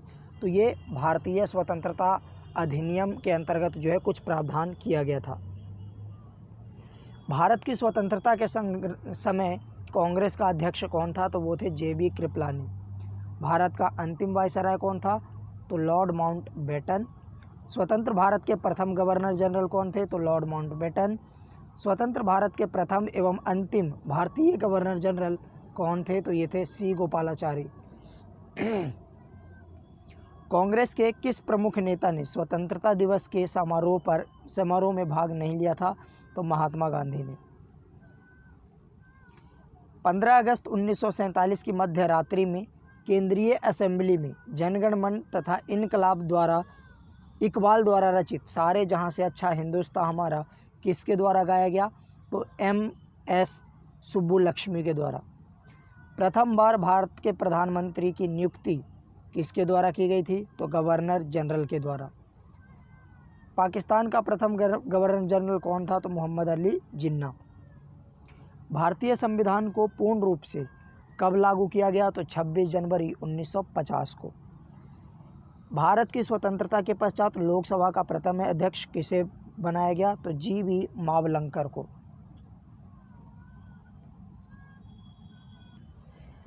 नेक्स्ट जो हमारा टॉपिक है वो है मिसलेनियस यानी विविध का। चलिए देखते हैं। Grand old man of India की उपाधि किसे प्रदान की गई? तो ये दादा भाई नौरोजी को। महाराष्ट्र में शिवाजी उत्सव और गणपति उत्सव की शुरुआत किसने की थी? तो बाल गंगाधर तिलक ने। GB मैकाले ने ईस्ट इंडिया कंपनी के बारे में यह टिप्पणी की कि कंपनी एक असंगति है, परंतु यह उस व्यवस्था का भाग है जहां सब ही असंगत है। भारतीय अशांति का जनक किसे माना जाता है? तो लोकमान्य तिलक को। ब्रिटिश पार्लियामेंट में चुना जाने वाला प्रथम भारतीय कौन थे? तो दादा भाई नौरोजी। सन्यासी विद्रोह किस वर्ष में हुआ था? तो 1770 में। तृतीय आंग्ल मराठा युद्ध किसके शासनकाल में हुआ? तो लॉर्ड वारेन हेस्टिंग के शासनकाल में। गांधी जी के दांडी मार्च से प्रेरित होकर किस नेता ने केरल में एक मार्च निकाला था? तो के कलप्पन यानी कि कालीकट से पोयानूर तक जो है इन्होंने एक यात्रा चलाई थी। सर्वोदय शब्द का सर्वप्रथम प्रयोग किसने किया था? तो महात्मा गांधी ने। दूसरे सविनय अवज्ञा आंदोलन की अवधि क्या थी? तो ये था दिसंबर 1931 से अप्रैल 1934 तक। अध्यक्षीय संबोधन के समय किस कांग्रेस अध्यक्ष ने हिंदी भाषा के लिए रोमन लिपि लागू करने की वकालत की थी? तो सुभाष चंद्र बोस ने। द्वितीय विश्व युद्ध कब समाप्त हुआ? 1945 में।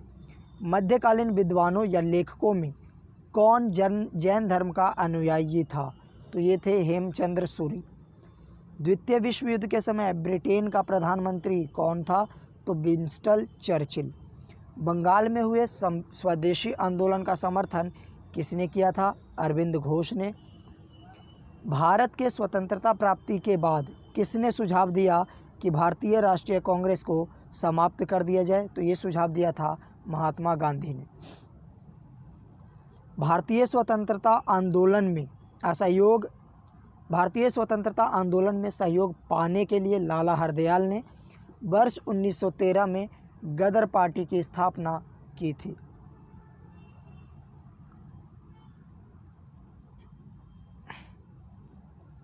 नेक्स्ट है, द्वितीय विश्व युद्ध के संबंध में भारतीय राष्ट्रीय कांग्रेस की क्या नीति थी? तो पूर्ण स्वतंत्रता का आश्वासन मिलने पर ही ब्रिटेन का सहयोग करना। तो भारतीयों ने यह सोच रखा था कि हम ब्रिटिशर्स के साथ में द्वितीय विश्व युद्ध में तभी हम लड़ेंगे जब हमें पूर्ण स्वतंत्रता का आश्वासन दे दिया जाएगा। विभाजन करो और छोड़ो का नारा किसने दिया था? मुस्लिम लीग ने। ऑपरेशन पोलो किस देशी रियासत को भारत में विलय करने के लिए चलाया गया था? तो ये हैदराबाद रियासत को। स्वतंत्र भारत में प्रथम गैर कांग्रेसी प्रधानमंत्री कौन थे? तो ये थे मोरारजी देसाई। रविंद्रनाथ टैगोर को उनकी रचना गीतांजलि के लिए किस वर्ष नोबेल पुरस्कार दिया गया था? तो ये दिया गया 1913 में। रविंद्रनाथ टैगोर को महान प्रहरी की संज्ञा किसने दी थी? तो महात्मा गांधी ने। ब्रिटिश काल के दौरान पड़े किस अकाल को प्रकोप का समुद्र, सी ऑफ कैलेमिटी कहा जाता है? तो ये कहा जाता है उड़ीसा का अकाल को। गुट निरपेक्षता नीति का प्रतिपादन किसके द्वारा किया गया था? जवाहरलाल नेहरू द्वारा। दोस्तों मैं यहाँ पर जल्दी जल्दी इसलिए रीड कर रहा हूँ ताकि आपका जो रिवीजन है वो ज़्यादा आसानी से हो सके। तो चलिए, भारत के प्रथम प्रधानमंत्री जवाहरलाल नेहरू के जीवनीकार कौन थे? तो ये फ्रैंक मॉरिस थे। गोखले माई पॉलिटिकल गुरु नामक पुस्तक की रचना किसने की थी? महात्मा गांधी ने। भारतीय राष्ट्रीय कांग्रेस के सरकारी इतिहासकार कौन थे? तो ये थे डॉक्टर पट्टाभी सीतारामैया। किस राष्ट्रवादी मुस्लिम को सीमांत गांधी के नाम से जाना जाता है? तो खान अब्दुल गफ्फार खान को। भारत शासन अधिनियम 1935 को किसके द्वारा गुलामी का अधिकार पत्र कहा गया? जवाहरलाल नेहरू के द्वारा। यहाँ बॉक्स में दिया हुआ है, सविनय अवज्ञा आंदोलन के दौरान कानून को तोड़ने के साथ साथ चौकीदारी कर ना चुकाना, कोई कर नहीं तथा कोई किराया नहीं आदि आंदोलन भी चलाए गए। इस आंदोलन में समाज के सभी वर्गों यथा महिलाओं, छात्रों, जनजातियों, कामगारों, किसानों, व्यापारियों, कुछ मुस्लिम समुदायों आदि का समर्थन प्राप्त हुआ था। तो सविनय अवज्ञा के आंदोलन के दौरान बहुत सारे कानून को तोड़ा गया। उसमें जो है कर ना चुकाना, कोई किराया ना देना आदि आंदोलन जो है वो चलाए गए थे।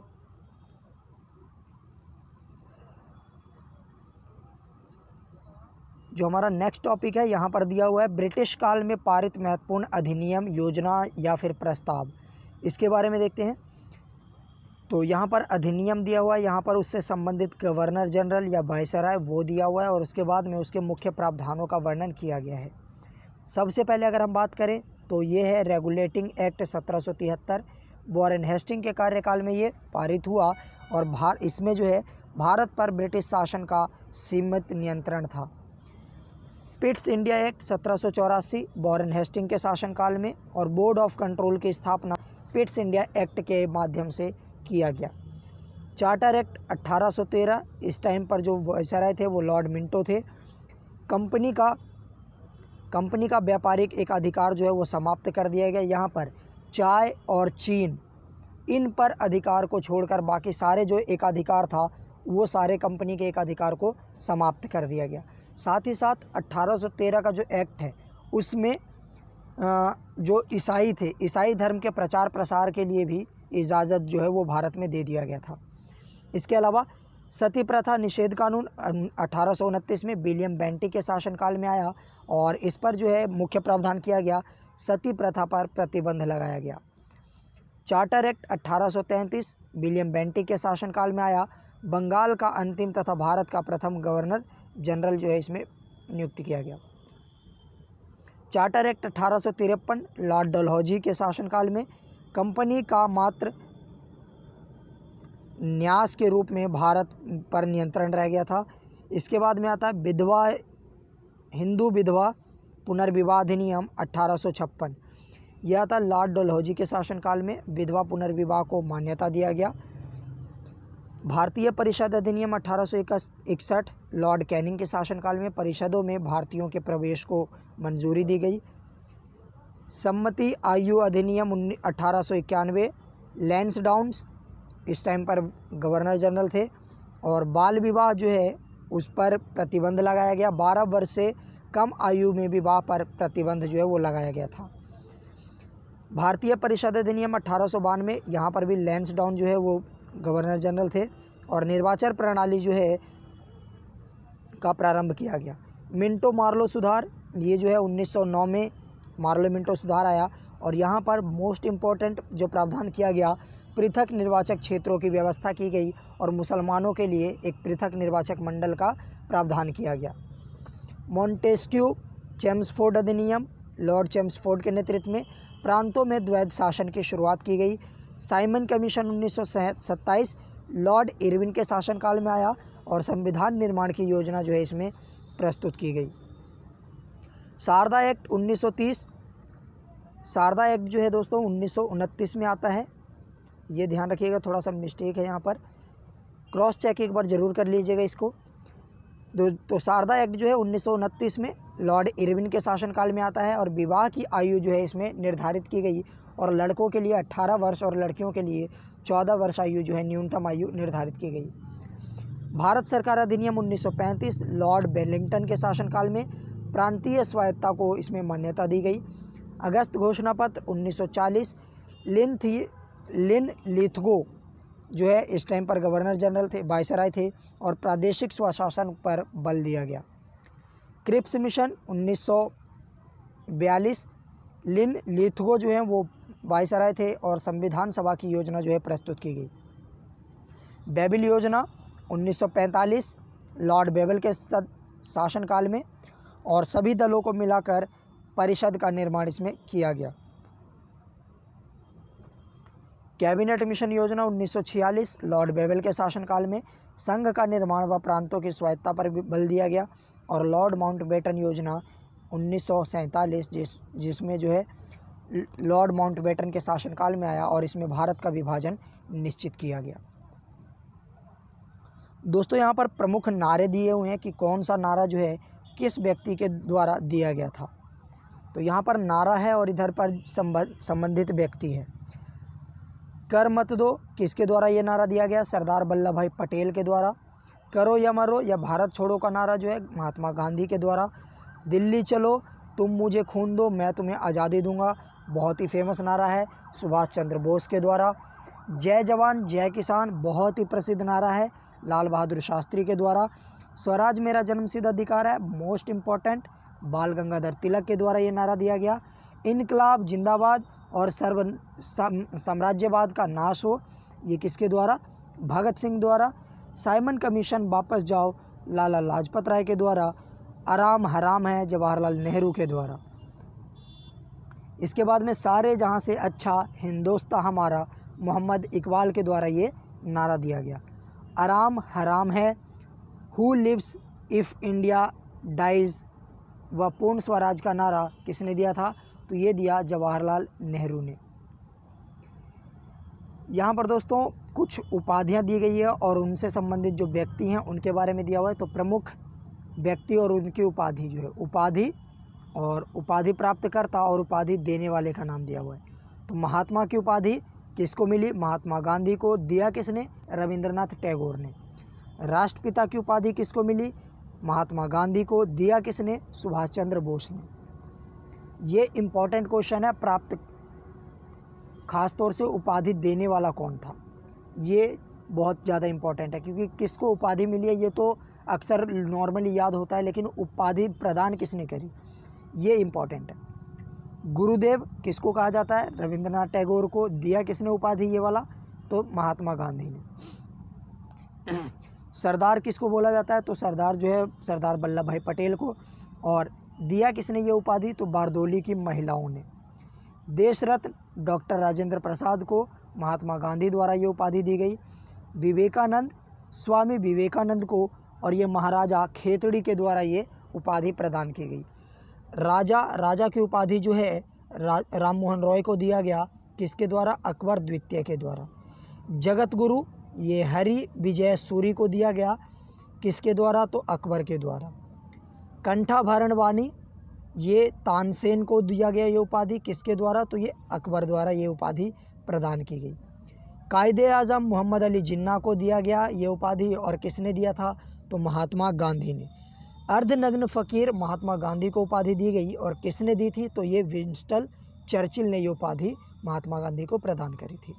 ठीक है, चलिए यहाँ पर दे रखा है स्वतंत्रता आंदोलन के दौरान लिखित प्रमुख पुस्तकें। तो स्वतंत्रता आंदोलन के दौरान बहुत सारी पुस्तकें लिखी गई थी, कौन कौन सी और किसके द्वारा लिखी गई देखते हैं। यहाँ पर पुस्तक है, यहाँ पर लेखक है।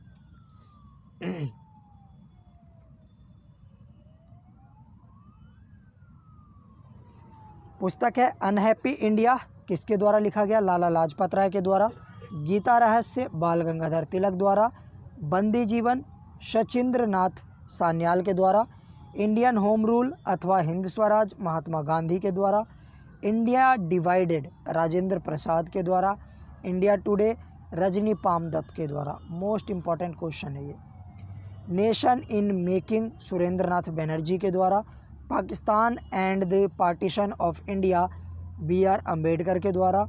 The philosophy of the bomb Bhagwati चरण बोहरा के द्वारा। My experiment with truth Mahatma Gandhi के द्वारा। क्या था? माई एक्सपेरिमेंट विद ट्रुथ किसके द्वारा? महात्मा गांधी के द्वारा लिखी गई। सत्यार्थ प्रकाश दयानंद सरस्वती के द्वारा। इंडियन स्ट्रगल ये लिखा गया सुभाष चंद्र बोस के द्वारा। Poverty and un British rule India दादा भाई नौरोजी के द्वारा, जिसमें इन्होंने धन निकासी का सिद्धांत प्रस्तुत किया। और ये most important, very very important में आप VVIP में इसको लगा सकते हैं। कौन सा? Poverty and un British rule in India, हमेशा एग्जाम में पूछा जाता है। आनंद मठ बहुत इंपॉर्टेंट है, बंकिम चंद्र चटर्जी के द्वारा। India wins freedom Maulana Abul Kalam Azad द्वारा। डिस्कवरी ऑफ इंडिया नेहरू के द्वारा, बहुत ज़्यादा फेमस है। India from Curzon to Nehru and after Durga Das के द्वारा। The scope of happiness Vijay Lakshmi Pandit के द्वारा। और India and Indian mission Alexander Duff के द्वारा। इसके अलावा और भी इधर बहुत सारी पुस्तकें हैं, देखते हैं एक बार। नेक्स्ट जो किताब है वो है भारतीय स्वतंत्रता संग्राम, किसने लिखी? तो विनायक दामोदर दास सावरकर यानी BD सावरकर द्वारा। लाइफ डिवाइन अरविंदो घोष के द्वारा लिखी गई। Song of India Sarojini Naidu के द्वारा। गीतांजलि, गोरा, क्रिसेंट मून और पोस्ट ऑफिस ये रविंद्रनाथ टैगोर के द्वारा लिखी गई। नेशंस बॉयस राधा कृष्णन के द्वारा। गैंदरिंग स्टॉर्म लेपिरे और कॉलिंस के द्वारा। Angels on Gita essays on Gita Aurobindo Ghosh के द्वारा। नील दर्पण बहुत ज़्यादा इम्पॉर्टेंट है, दीनबंधु के द्वारा लिखा गया। The bunch of old letters Jawaharlal Nehru के द्वारा। हिंट्स फॉर सेफ कल्चर लाला हरदयाल के द्वारा। इंडियन फिलॉसफी राधा कृष्णन के द्वारा। इंडिया अनरेस्ट ये है बैलेंस्टाइन सिरोल के द्वारा। और India a nation RC Dutt के द्वारा लिखी गई। इंडियन रेनेसा CF एंड्रयूज़ के द्वारा लिखी गई। नेक्स्ट जो है the riddles of Hinduism Bhimrao Ambedkar के द्वारा लिखी गई। इंडियन डायरी ES मॉन्टेस्क्यू द्वारा। और कमेंट्रीज ऑफ ऑन कुरान ये सर सैयद अहमद खां द्वारा लिखा गया। कमेंट्रीज ऑन द कुरान किसके द्वारा? सर सैयद अहमद खान के द्वारा ये पुस्तक लिखी गई। इम्पॉर्टेंट है, VVI इम्पॉर्टेंट कर लीजिए इसको। इसके बाद जो है यहाँ पर कुछ इम्पोर्टेंट युद्ध दिए हुए हैं और कौन सा युद्ध किस संधि के बाद ख़त्म हुआ और किस वर्ष में वो युद्ध हुआ था उसके बारे में यहाँ पर अच्छा कलेक्शन है। प्रथम कर्नाटक युद्ध 1746 से 48 के बीच में किस संधि के तहत ख़त्म हुई? तो एक्स-ला-सा-पेल की संधि जो 1748 में हुई, इस संधि के बाद प्रथम कर्नाटक युद्ध जो है वो समाप्त हुआ। द्वितीय कर्नाटक युद्ध कब से कब तक? 1949 से 1954 तक चला। पांडिचेरी की संधि यानी 1954 में जो हुई उसके बाद ये युद्ध समाप्त हुआ। तृतीय कर्नाटक युद्ध 1758 से 1763 के बीच में, पेरिस की संधि के बाद 1763 में जो होती है उसके बाद ये तृतीय कर्नाटक युद्ध समाप्त होता है। अगर तीनों कर्नाटक युद्ध देखोगे तो तीनों कर्नाटक युद्ध का जो अंतिम टाइम है उस टाइम पर ही ये तीनों संधियां होती है, उसके लास्ट ईयर पे। जैसे प्रथम कर्नाटक युद्ध जो है कब से कब तक होता है? 1746 से 48 तक। लास्ट कब है? 48, प्रथम कर्नाटक युद्ध। तो संधि जो होती है वो कब होती है? 48 में। ऐसे ही द्वितीय 54 में लास्ट है तो 54 में संधि हुई। तृतीय 63 में लास्ट है तो 63 में संधि हुई। ठीक है। वैसे ही अगर हम देखें आंग्ल मराठा युद्ध, तो 4 आंग्ल मराठा युद्ध हुए। उन 4 आंग्ल मराठा युद्धों में प्रथम आंग्ल मराठा युद्ध कब? 1767 से 1769। पहली संधि कब हुई? मद्रास की संधि 1769 में। प्रथम आंग्ल मराठा युद्ध 1775 से 1782, जिसमें पुरंदर की संधि हुई, बडगांव की संधि हुई और सालवाई की संधि जो है वो 1782 में होती है। द्वितीय आंग्ल मराठा युद्ध 1780 से 1784, इसमें मंगलौर की संधि होती है 1784 में। तृतीय आंग्ल मैसूर युद्ध 1790 से 92 में। श्रीरंगपट्टम की संधि होती है 1792 में। चतुर्थ आंग्ल मैसूर युद्ध 1799 में होता है और इसमें कोई संधि देखने को नहीं मिलती है।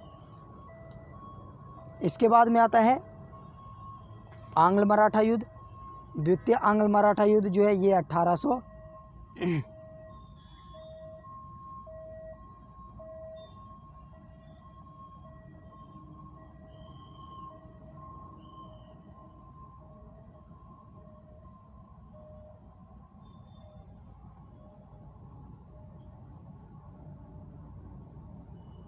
प्रथम आंग्ल मराठा युद्ध जो है वो होता है 1775 से 1782 के बीच में और द्वितीय आंग्ल मराठा युद्ध जो होता है वो होता है 1803 से 1805 के बीच में।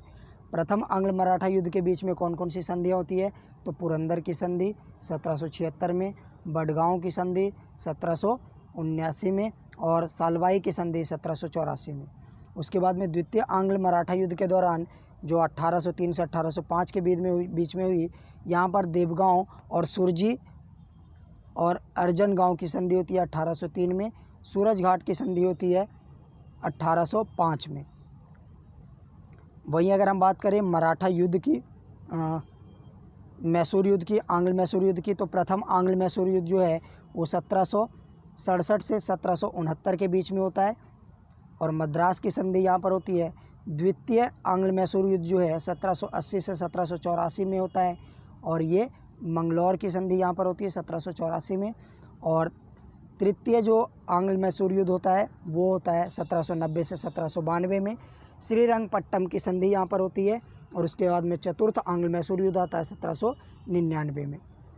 इसके बाद में अगर हम बात करें आंग्ल नेपाल युद्ध, तो ये 1814 से 1816 के बीच में, इसमें जो है सुगौली की संधि 1816 में हुई थी। इसके बाद में अगर हम देखें तृतीय आंग्ल मराठा युद्ध, द्वितीय आंग्ल मराठा युद्ध कब हुआ था? तो ये हुआ था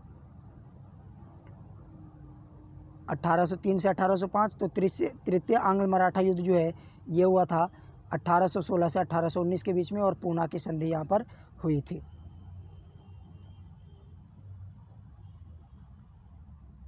प्रथम आंग्ल बर्मा युद्ध ये 1824 से 1826 के बीच में और यंदबू की संधि 1826 में हुई। प्रथम आंग्ल सिख युद्ध 1845 से 46, लाहौर की संधि व भैरोबल की संधि जो है 1846 में होती है। द्वितीय आंग्ल सिख युद्ध 1848 से 1849 के बीच में हुई थी।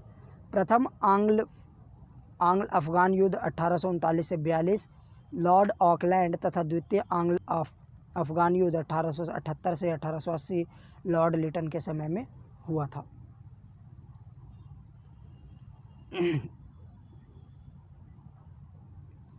यहाँ पर दे रखा है बंगाल तथा भारत के गवर्नर, गवर्नर जनरल और वायसराय। तो चलिए इसको देख लेते हैं एक बार। सबसे पहले हम बात करते हैं बंगाल के गवर्नर की।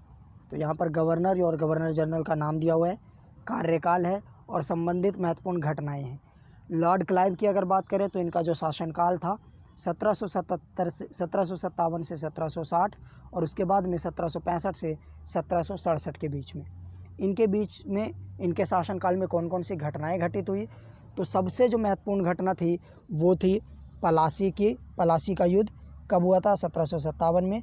बंगाल में द्वैध शासन का प्रारंभ तथा इलाहाबाद की प्रथम व द्वितीय संधि 1765 में। इलाहाबाद की प्रथम संधि जो होती है वो 12 अगस्त को होती है 1765 में और द्वितीय संधि 16 अगस्त 1765 में होती है। उसके बाद में हेनरी बेंसी टॉट, तो ये 1760 से 1764 के बीच में कार्यकाल था इनका और 1764 में बक्सर का युद्ध जो है इनके शासनकाल में होता है। हैरी बेरेलास्ट, ये जो है 1767 से 1769 के बीच में गवर्नर जनरल है और इनके टाइम पर जो है द्वैध शासन के समय बंगाल का गवर्नर जो है ये रहे थे।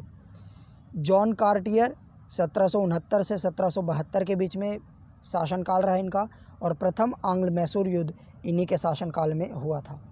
वॉरेन हेस्टिंग 1772 से 1774 बंगाल का अंतिम गवर्नर जनरल थे। बंगाल से द्वैध शासन को समाप्त किया तथा प्रथम मदरसे की स्थापना भी वॉरेन हेस्टिंग ने की थी। इसके बाद में अगर हम बात करें बंगाल के गवर्नर जनरल की, वॉरेन हेस्टिंग, इनका जो शासनकाल था 1774 से 1785 तक बंगाल का प्रथम गवर्नर जनरल था। रेगुलेटिंग एक्ट 1773 इन्हीं के शासनकाल में आया। प्रथम जो है मराठा युद्ध, आंग्ल मराठा युद्ध इन्हीं के शासनकाल में। द्वितीय आंग्ल मैसूर युद्ध तथा इजारेदारी प्रथा का आरंभ वॉरेन हेस्टिंग के शासनकाल में ही देखने को मिलता है। लॉर्ड कॉर्नवालिस 1786 से 93 और 1805 के बीच में इनका शासनकाल रहा। तृतीय आंग्ल मैसूर युद्ध इनके शासनकाल में हुआ। बंगाल प्रांत स्थायी बंदोबस्त व्यवस्था 1793 में जो है इन्हीं के शासनकाल में लागू हुआ तथा शक्ति के पृथक्करण का सिद्धांत इन्हीं के द्वारा लागू किया गया, लॉर्ड कॉर्नवालिस के द्वारा। सर जॉन शोर 1793 से 98 के बीच में इनका शासनकाल रहा। चार्टर अधिनियम 1793 तथा हस्तक्षेप की नीति इनके द्वारा अपनाई गई। लॉर्ड बेलेजली 1798 से 1805 के बीच में इनका शासनकाल रहा। इनके जो मुख्य विशेषताएं रही, सहायक संधि की नीति इनके द्वारा लागू की गई 1798 में। चौथे आंग्ल मैसूर युद्ध इन्हीं के शासनकाल में हुआ जो 1799 में हुआ। द्वितीय आंग्ल मराठा युद्ध इन्हीं के शासनकाल में। वर्ष 1799 में प्रेस पर सेंसर लगाया गया और एक कलकत्ता में फोर्ट विलियम कॉलेज की स्थापना की गई। उसके बाद में बात करें सर जॉर्ज बारले 1805 से 1807 के बीच में इनका शासनकाल रहा।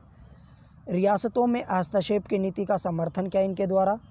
लॉर्ड मिंटो प्रथम 1807 से 1813, अमृतसर की संधि जो 1803-9 में हुई इन्हीं के शासनकाल में संपन्न हुई थी। लॉर्ड हेस्टिंग, तो ये जो है 1813 से 1823 के बीच में।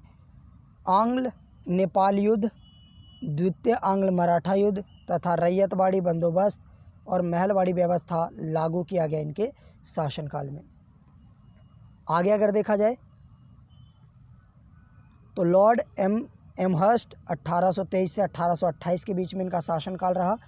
प्रथम आंग्ल बर्मा युद्ध इन्हीं के शासनकाल में हुआ। बैरकपुर छावनी में विद्रोह जो है इन्हीं के शासनकाल में देखने को मिला था। लॉर्ड विलियम बेंटिक 1828 से 1833, सबसे प्रमुख जो कार्य था सती प्रथा पर रोक और ठगी प्रथा का अंत जो है इनके द्वारा किया गया। इम्पॉर्टेंट। भारत के गवर्नर जनरल की बात करा जाए तो लॉर्ड विलियम बेंटिक जो है 1833 से 1835, चार्टर एक्ट 1833 तथा विधि आयोग का गठन इनके शासनकाल में किया गया। लॉर्ड मैटकॉफ 1835 से 36 शासनकाल रहा इनका। इन्हें भारतीय प्रेस का मुक्तिदाता भी कहा जाता है। लॉर्ड ऑकलैंड 1836 से 1842 में इनका शासनकाल रहा। प्रथम आंग्ल अफगान युद्ध इन्हीं के शासनकाल में हुआ। लॉर्ड एलनबरो 1842 से 1844 में इनका शासनकाल रहा। भारत में दास प्रथा का अंत इनके द्वारा किया गया। प्रथम अफगान युद्ध की समाप्ति भी जो है लॉर्ड एनबरो के शासनकाल में हुआ। लॉर्ड हार्डिंग प्रथम 1844 से 1848, यहाँ जो है प्रथम आंग्ल सिख युद्ध लाहौर संधि द्वारा समाप्त किया गया। इसके अलावा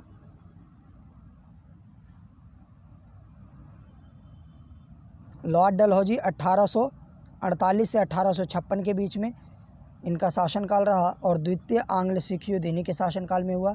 द्वितीय आंग्ल बर्मा युद्ध, उसके बाद में चार्ल्स वुड की शिक्षा नीति, जिसे शिक्षा का मैग्ना कार्टा भी कहा जाता है, व्यापगत का सिद्धांत, विधवा पुनर्विवाह अधिनियम। तो इसलिए लॉर्ड डलहौजी जो है मोस्ट इम्पॉर्टेंट बन जाता है, क्योंकि इनके शासनकाल में बहुत सारी घटनाएं घटित हुई थी।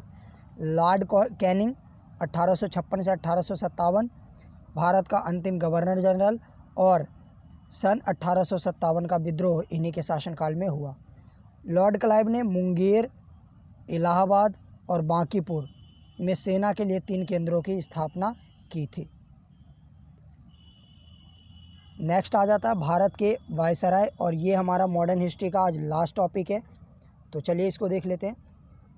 यहाँ पर वायसराय दिया हुआ है, यहाँ पर इनका कार्यकाल और संबंधित महत्वपूर्ण घटनाएं हैं। सबसे पहले जो भारत के वायसराय थे पहले वो कौन थे? Lord Canning. इनका शासनकाल जो था वो 1858 से 1862 के बीच में रहा। भारत का प्रथम वायसराय तथा भारत में पहली बार आयकर लगाया गया था। लॉर्ड एलिंग प्रथम 1862-63, बहावी आंदोलन का दमन इनके द्वारा किया गया। लॉर्ड जॉन लॉरेंस 1864 से 69 के बीच में इनका शासनकाल रहा और प्रथम अकाल आयोग का गठन इन्हीं के शासनकाल में किया गया। लॉर्ड मेयो 1869 से 1872, आर्थिक विकेंद्रीकरण की नीति की शुरुआत की गई। भारत में प्रथम जनगणना 1872 इन्हीं के शासनकाल में। सांख्यिकी सर्वेक्षण विभाग तथा कृषि विभाग का गठन लॉर्ड मेयो के शासनकाल में ही किया गया। लॉर्ड नॉर्थब्रुक 1872 से 76 के बीच में इनका शासनकाल रहा।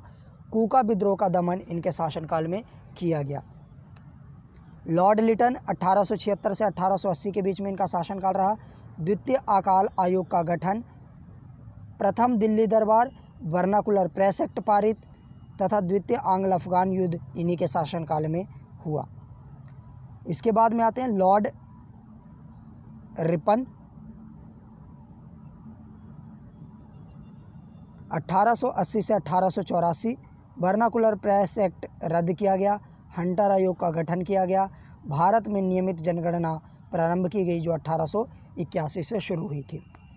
लॉर्ड डफरिन 1884 से 88 के बीच में इनका शासनकाल रहा। तृतीय आंग्ल बर्मा युद्ध इन्हीं के शासनकाल में चला। बर्मा का भारत में विलय हुआ इसी के शासनकाल में, और भारतीय राष्ट्रीय कांग्रेस की स्थापना जो 1885 में हुई लॉर्ड डफरी के शासनकाल में ही किया गया। लॉर्ड लैंसडाउन 1888 से 1894 के बीच में 94 के बीच में इनका शासनकाल रहा। डूरंड आयोग का गठन जो है इनके शासनकाल में किया गया था। लॉर्ड एलिंग द्वितीय 1894 से 98, अकाल की जांच के लिए लॉयल आयोग का गठन किया गया। लॉर्ड कर्जन 1899 से 1905, तृतीय अकाली आयोग का गठन तथा बंगाल विभाजन 1905 में लॉर्ड कर्जन के द्वारा ही किया गया। लॉर्ड मिंटो द्वितीय 1905 से 1910, ये बहुत ज़्यादा इम्पोर्टेंट है। 1906 में मुस्लिम लीग की स्थापना, भारतीय परिषद अधिनियम 1909 व मार्लो मिंटो सुधार अधिनियम 1909, सांप्रदायिक निर्वाचन प्रणाली का आरंभ, द्वितीय दिल्ली दरबार तथा कांग्रेस का विभाजन, ये सारी जो घटनाएं घटित हुई लॉर्ड मिंटो द्वितीय के शासनकाल में घटित हुई। लॉर्ड हार्डिंग द्वितीय 1910 से 1916 के बीच में इनका शासनकाल रहा। बंगाल विभाजन रद्द किया गया इसमें। तृतीय दिल्ली दरबार तथा प्रथम विश्व युद्ध इनके शासनकाल में हुआ। नेक्स्ट जो है लॉर्ड चेम्सफोर्ड 1916 से 1921 के बीच में इनका शासनकाल रहा और होम रूल लीग की स्थापना 1916 में। भारत शासन अधिनियम 1919, मॉन्टेस्क्यू चेम्सफोर्ड सुधार, रॉलेट एक्ट व विभाजन व जलियांवाला बाग हत्याकांड, प्रांतों में द्वैध शासन का आरंभ और असहयोग आंदोलन की शुरुआत, ये सारी महत्वपूर्ण घटनाएं लॉर्ड चेम्सफोर्ड के शासनकाल में हुई थी। लॉर्ड रीडिंग जो अगले वायसराय थे, इनका जो शासनकाल रहा 1921 से 1926 के बीच में, और इनके शासनकाल के बीच में चौरी चौरा की घटना बहुत ही महत्वपूर्ण घटना थी जो 1922 में घटी, 5 फरवरी 1922 को, और इसी के बाद जो है असहयोग आंदोलन को समाप्त कर दिया गया था। काकोरी ट्रेन डकैती 1925 तथा स्वराज पार्टी की स्थापना 1923 में लॉर्ड रीडिंग के शासनकाल में ही किया गया। लॉर्ड इरविन 1926 से 1931, साइमन कमीशन वापस जाओ का नारा, साइमन कमीशन का भारत आना, पूर्ण स्वराज का मांग पारित करना, सविनय अवज्ञा आंदोलन प्रारंभ, प्रथम गोलमेज सम्मेलन तथा गांधी इरविन समझौता इसी लॉर्ड इरविन के शासनकाल में हुआ था।